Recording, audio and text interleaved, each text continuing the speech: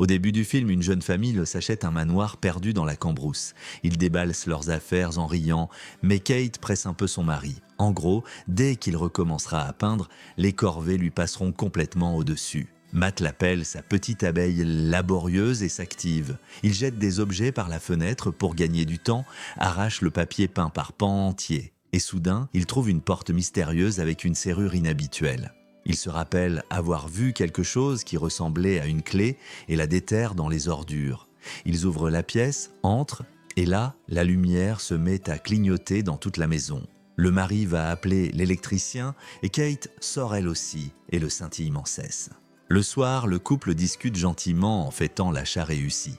Il rêve, dit qu'il deviendra un grand artiste et qu'elle sera une parfaite femme au foyer et commencera même à prendre des formes. Matt plaisante en disant qu'il l'aimera même si elle est grosse, et Kate lui conseille de se laisser pousser la barbe comme tous les génies. Ils entendent sans des bruits, mais n'y prêtent aucune attention.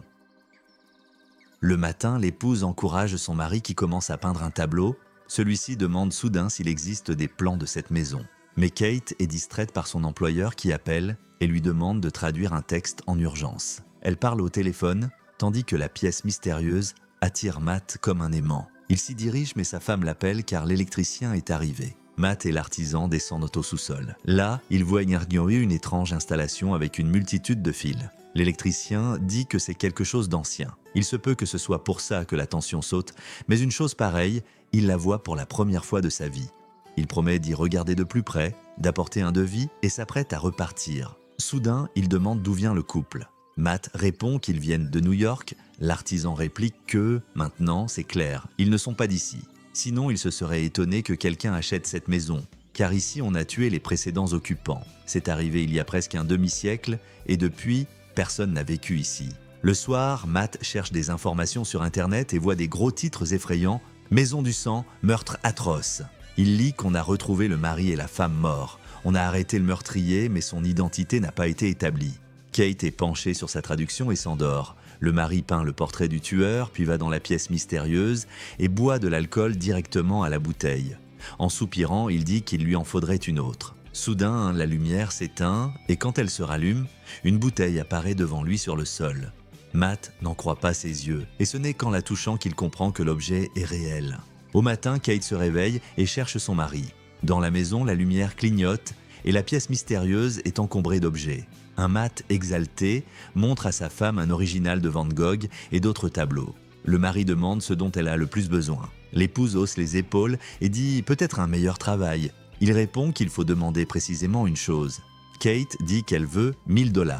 Matt fouille dans le tas d'objets et trouve l'argent. Sa femme pense que c'est une blague et demande 1 million et l'argent apparaît sous ses yeux. Kate trouve cela glauque, elle a un mauvais pressentiment. Et Matt insiste et propose de profiter de cette chance et de s'amuser. Et la bringue commence. Le couple commande du champagne et de la nourriture, des vêtements et des bijoux. L'argent venu de la pièce, il l'emporte déjà par chariot, il couvre les murs de chefs-d'œuvre de la peinture. Kate abandonne son travail et la cuite festive continue. Dans un moment de lucidité, la femme s'étonne. Comment ça marche ? Le mari dit qu'il s'en fiche, genre tout le monde utilise un ordinateur sans savoir comment il est si fait. Kate note de façon prophétique que, dans les ordinateurs, il y a des virus. Un jour, elle se réveille après une fête, regarde d'un air indifférent le bazar autour d'elle. Elle a perdu un collier, mais ça lui est égal puisqu'elle peut en obtenir un autre quand elle veut. Matt décide de secouer son épouse rassasiée. Il lui fait une surprise. Il conduit Kate vers un petit lit d'enfant et propose d'essayer encore une fois d'avoir un bébé. Les médecins disaient que pour elle, comme pour lui, tout allait bien. Ils pouvaient avoir des enfants. Kate, épouvantée, rappelle qu'ils ont essayé 2 fois et que les 2 bébés sont morts in utero. Elle ne le supportera plus. Matt se fâche et part prendre l'air tandis que Kate, bouleversée, rôde près du berceau. Finalement, elle se décide et va dans la chambre des désirs. Matt revient et elle est assise avec un nourrisson. Le mari est sous le choc car il ne voulait pas d'un enfant et il est prêt à l'emploi. Il pensait tenter la voie naturelle. La femme dit qu'elle a simplement raccourci le chemin. Matt est catégorique parce que tout cela est mauvais. Il oblige Kate à emporter le bébé dans la chambre des désirs et à dire qu'elle veut qu'il disparaisse. L'épouse pleure et n'y arrive pas. Alors le mari prend le petit mais celui-ci s'étrangle de cris. Matt, après avoir hésité, le rend à sa femme et s'en va. La nuit, l'enfant hurle de faim. L'homme commande dans la pièce un biberon de lait et revient, et Kate halète.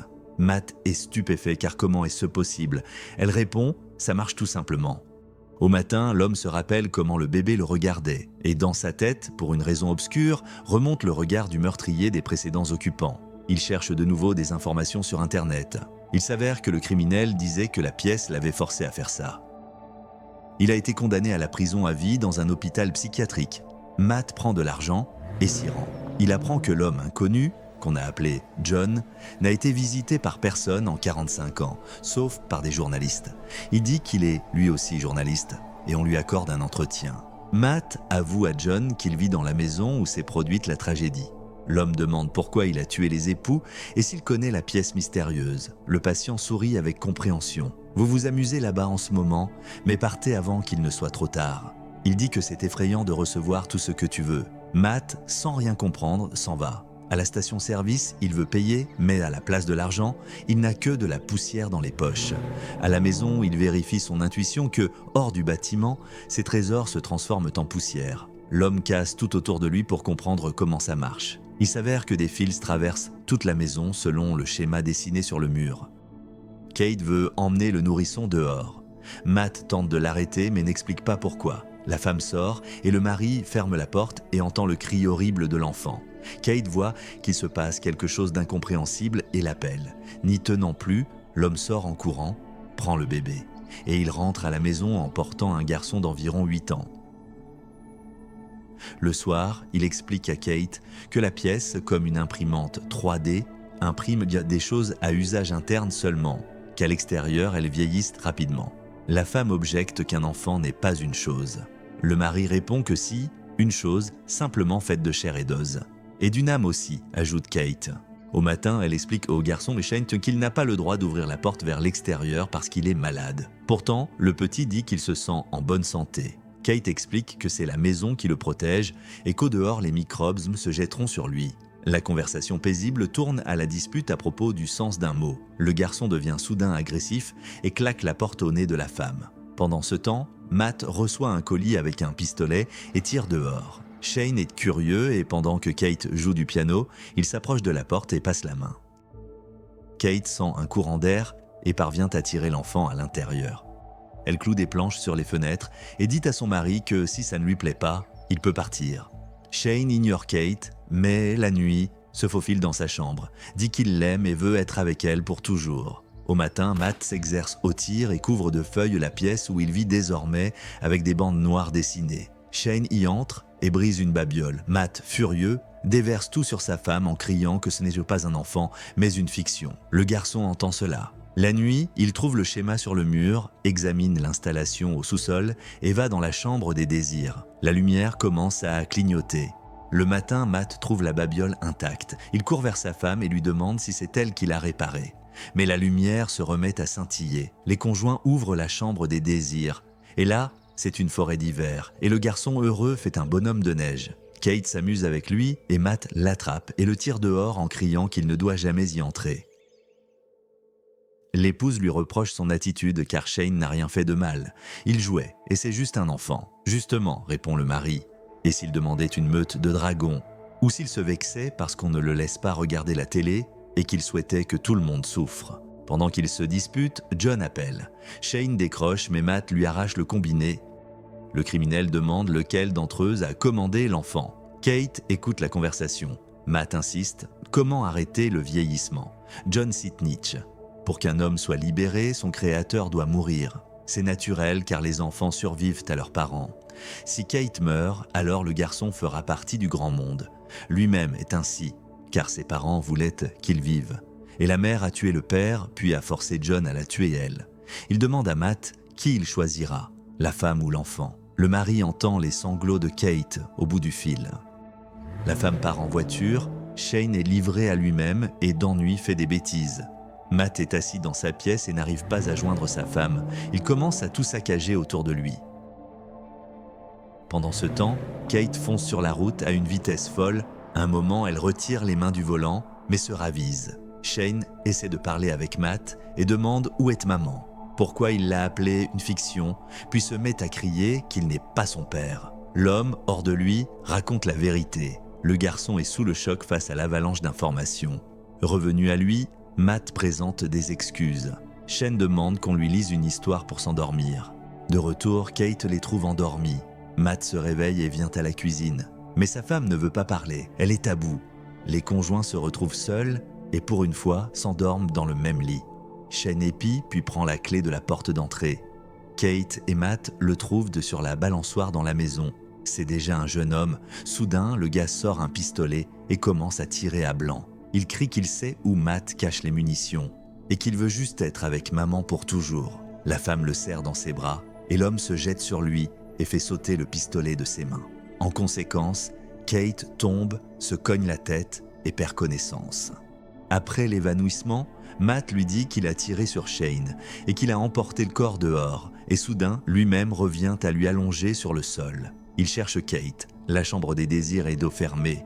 Mais il s'y passe quelque chose. La lumière clignote. L'homme essaie d'y entrer. Dans une autre réalité, ils dînent ensemble. Kate dit qu'elle ne pourra pas vivre ici. Et Matt répond qu'ils n'ont ni argent ni travail et que la pièce pourvoit à leurs besoins. Dans un autre monde, il casse un mur, grimpe à travers les fils et se retrouve dans la forêt. Dans une histoire parallèle, Matt importune Kate. La femme le repousse et il dit « Salut maman, j'ai vu que ce genre de choses te plaît » et il l'attaque. Matt accourt de la forêt jusqu'à la maison. Devant Kate se tiennent deux hommes identiques.